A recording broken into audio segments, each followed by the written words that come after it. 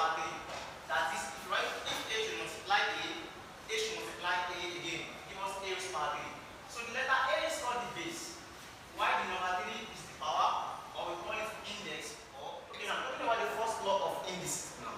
Since we've known that if A times A in 3 places give us A raised to power 3, we've known that the power is called index.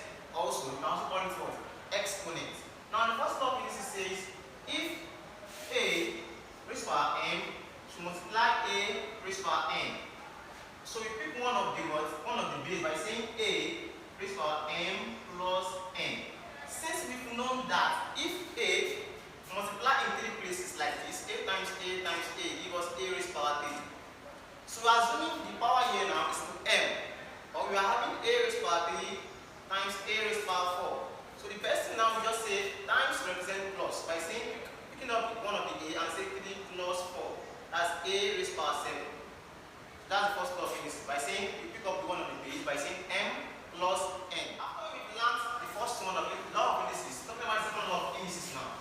Second law of indices is the inverse of the first law of indices.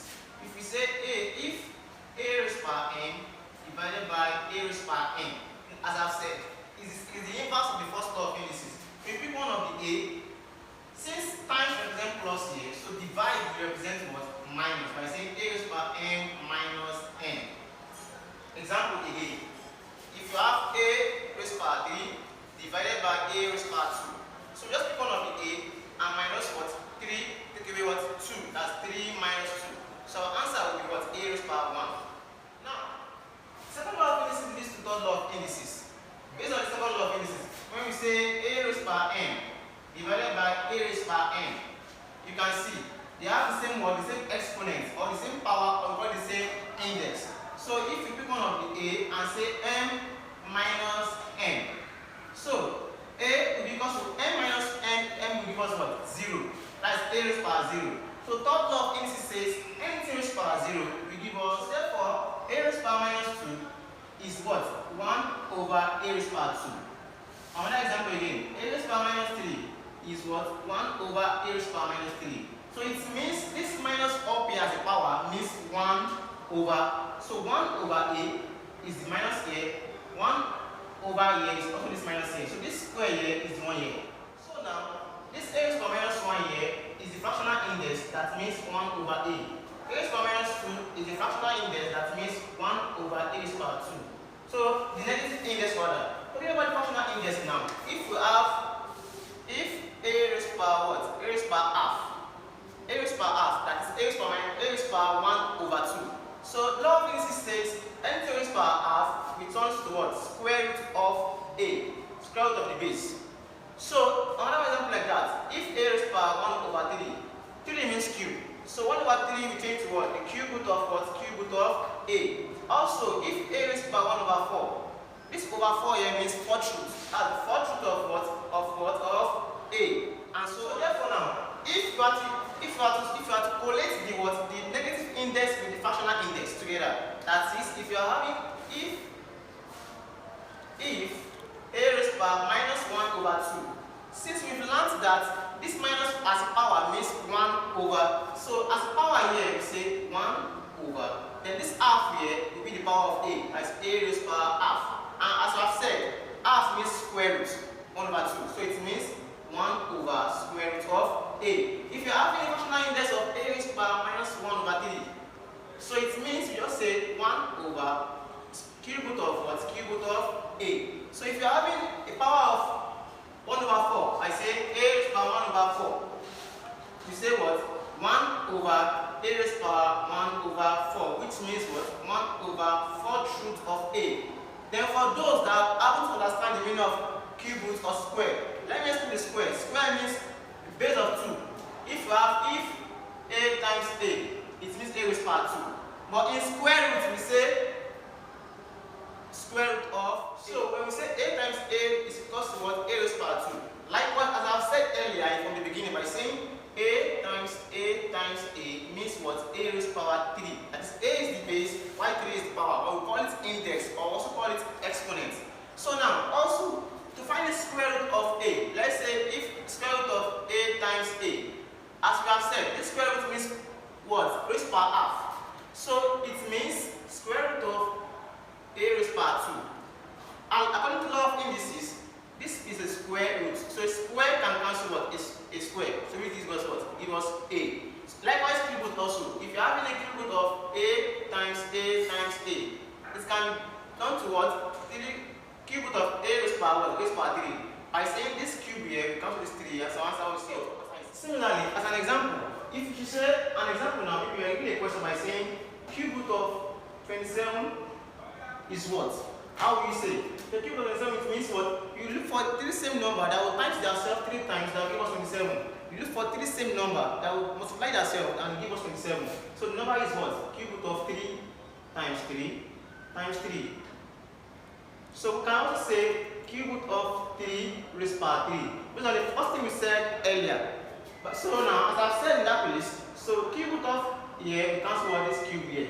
So the answer is what? Answer is 3. This is an example to the what? To the law of indices over there. When we say cube root of 27 is equals to what? Is the same number of what? Of a base that will give us what? 27. And it's 3 times 3 times 3. So the base here is 27. So we find 3 same number that will give us 27. So 3 times 3 times 3 will give us 27. So now we can also cancel the what? The cube here with the cube root. So answer is what? Answer is solution of how this word, this raised part, half changes to what? Change to square root.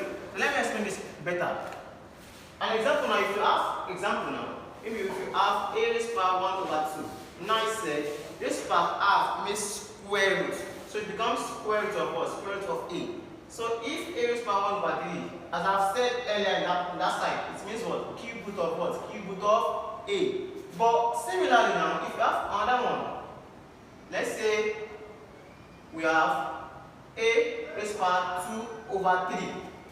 Look at this side. I said 1 over 3 becomes what? Cube root of a. Right? So now, as we are seeing 3 here as a denominator, so we are looking at the denominator. So the denominator is cube. So it means cube root of what? Of a. So 2 will be the power of what? Power of a.